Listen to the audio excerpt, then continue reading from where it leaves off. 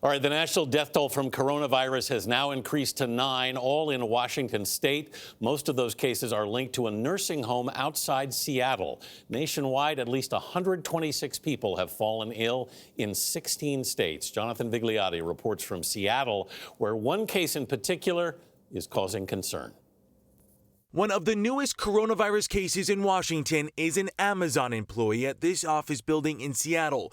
That worker is now quarantined, and people who'd been in close contact have been notified. This Washington state nursing home, associated with 5 confirmed deaths, is now tied to a case across the country. A North Carolina resident who visited the facility and then flew back east.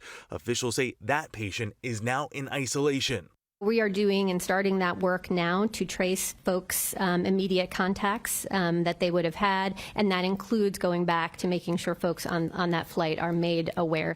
In New York, health officials confirmed a second case, a 50-year-old man who worked at a Manhattan law firm. He is in serious condition, his family is quarantined, and the schools his children attended are being cleaned.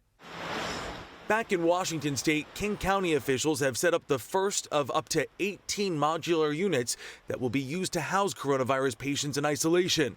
Each unit has 4 rooms with 8 beds total. Public health will determine how many people per room. They might decide there should only be 1 person per room.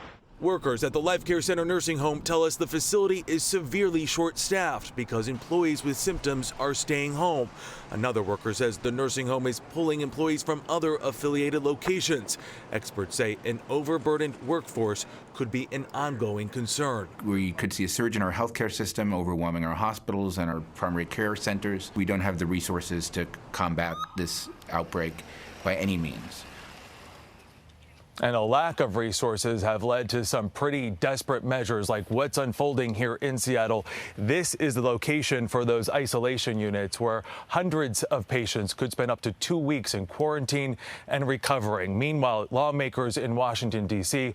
working to approve an emergency budget of over $8 billion to help fight this virus. Gayle. Jonathan, thank you very much.